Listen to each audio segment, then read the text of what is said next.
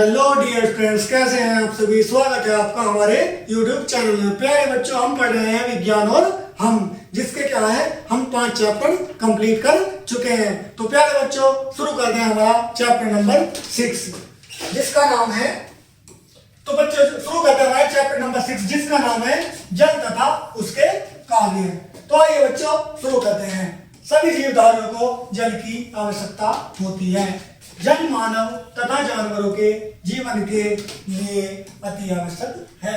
सभी जीवधारियों को क्या है बच्चों, जल की आवश्यकता होती है, जो क्या है बच्चों मनुष्य और सभी जीवधारियों के लिए क्या है बहुत आवश्यक होता है। जल का उपयोग हम विभिन्न प्रकार से करते हैं।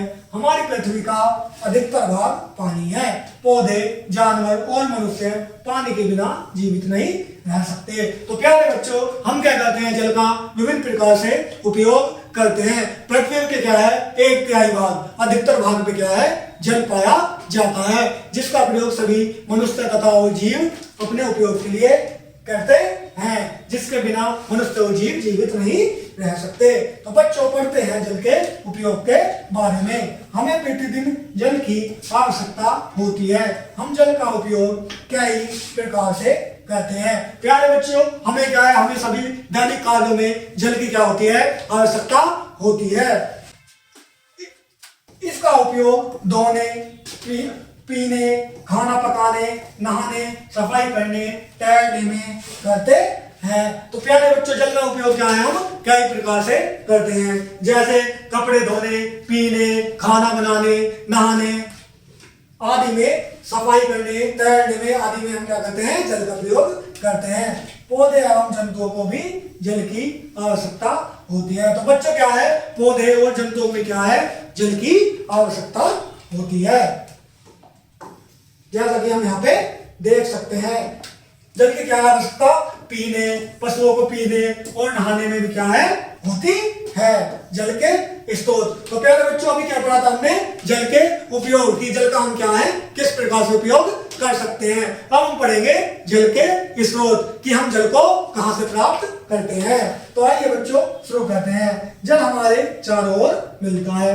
हमें जल सागरों, नदियों, झरनों, झीलों, सरोवरों, तालाबों से मिलता है। तो बच्चों क्या है, हमारी पृथ्वी पे जल हम पढ़ चुके हैं 1/3 भाग, अधिकतर भाग में क्या है जल है, जो हमें क्या है सागरों यानी कि समुद्रों, नदियों, झरनों, झीलों, तालाबों से मिलता है। वर्षा होने पर ये सभी जल से भर जाते हैं। तो प्यारे बच्चों, क्या होता है, वर्षा होने पर ये सभी क्या है जल से भर जाते हैं। हम कुओं से भी जल प्राप्त करते हैं। हैंडपंप का प्रयोग भूमिगत जल प्राप्त करने के लिए करते हैं। हम कुओं से भी क्या है बच्चों जल प्राप्त करते हैं। और हैंडपंप का उपयोग क्या है बच्चों, हम भूमिगत जल यानी कि भूमि के नीचे पाए जाने वाले जल को प्राप्त करने में करते हैं, जैसा कि हम यहाँ पर देख सकते हैं। ये सभी क्या है बच्चों जल के स्रोत हैं। ये कुआं, ये नल और ये क्या है बच्चों तालाब, ये सभी क्या है जल के स्रोत हैं, जिससे हम क्या है बच्चों जल प्राप्त करते हैं। जैसा कि हमने पढ़ा है नल और कुएं क्या है जल के भूमिगत स्रोत हैं, जो जिससे हम भूमि के नीचे पाया जाने वाला जल क्या है प्राप्त करते हैं। अब पढ़ते हैं बच्चों अशुद्ध जल के बारे में। सभी तरह का जल पीने योग्य नहीं होता है।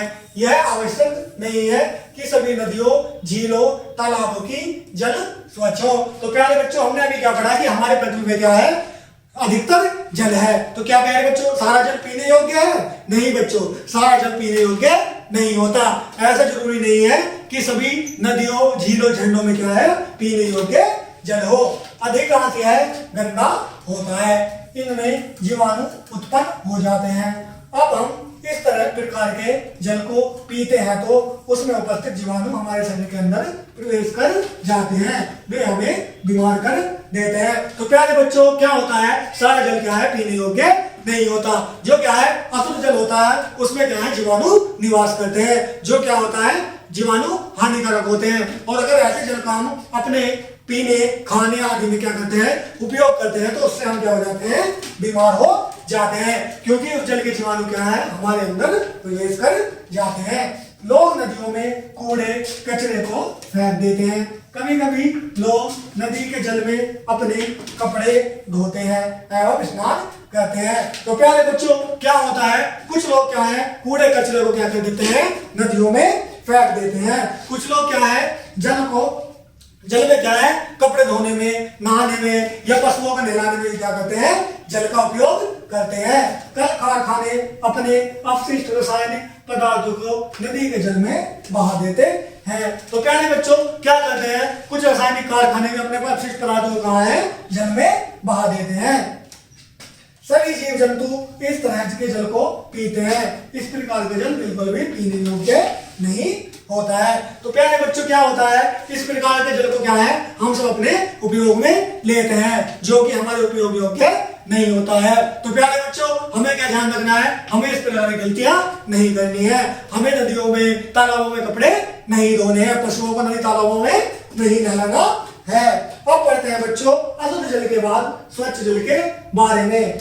उससे पहले हम यह क्या है, चित्र में देख सकते हैं, ये क्या है, कारखानों का क्या है, गंदा पानी क्या है, जो अपने अपशिष्ट पदार्थ को क्या है, नदियों में बहा देते हैं, पशुओं को नहलाते हैं, कपड़े धोने में करते हैं। ये सभी क्या है, अच्छी आदतें नहीं है। इन सबसे क्या होता है बच्चों, हमारा जल दूषित होता है। हमें इस प्रकार के कार्य नहीं करना चाहिए। प्यारे बच्चों, पढ़ते हैं हम स्वच्छ जल के बारे में। स्वस्थ रहने के लिए हमें स्वच्छ तथा छना हुआ जल पीना चाहिए। तो प्यारे बच्चों, स्वच्छ रहने के लिए हमें क्या है, स्वच्छ और स्वस्थ रहने के लिए हमें स्वच्छ तथा छना हुआ जल क्या है बच्चों, पीना चाहिए। जल को उबालकर साफ किया जा सकता है या हम जल को वाटर फिल्टर द्वारा भी साफ कर सकते हैं। तो प्यारे बच्चों, हम जल को क्या है, किस प्रकार शुद्ध कर सकते हैं, हम जल को उबालकर या वाटर फिल्टर के द्वारा भी क्या कर सकते हैं, साफ कर सकते हैं। बिल्कुल इस तरीके से हम क्या है, जल को उबालकर शुद्ध कर सकते हैं। अब पढ़ते हैं बच्चों जल के संरक्षण के बारे में। तो बच्चों, हमने क्या है, जल के उपयोग और क्या है, जल के स्रोत, स्वच्छ जल और अस्वच्छ जल के बारे में पढ़ लिया। अब हम पढ़ते हैं बच्चों जल संरक्षण, कि हम किस प्रकार जल को क्या है, संरक्षित बचाकर रख सकते हैं। जल बहुमूल्य होता है, हमें जल का संरक्षण करना चाहिए। जल का उपयोग कर लेने के बाद हमेशा नल को बंद कर देना चाहिए। हाँ जी बच्चों, जल क्या होता है, बिल्कुल जल क्या होता है, बहुमूल्य वस्तु है, जिसका उपयोग क्या है, हम विभिन्न प्रकार से करते हैं। हमें जल को क्या है, संरक्षित करना चाहिए। जल का उपयोग करने के बाद हमें जल को क्या है, अच्छे तरीके से बच्चों बंद कर देना चाहिए। वर्षा के जल को एकत्र कर उसका उपयोग करना भी जल संरक्षण का एक साधन है। तो प्यारे बच्चों, वर्षा के जल को क्या है, हम उपयोग करना भी क्या है, एक जल संरक्षण को करने का अच्छा साधन है। हमें वर्षा के जल को क्या है, से सुरक्षित कर लेना चाहिए। हमें कभी भी जल नष्ट नहीं करना चाहिए। तो प्यारे बच्चों, हमें अपने आसपास ध्यान रखना चाहिए कि हमें कोई भी व्यक्ति जल नष्ट ना करता हो।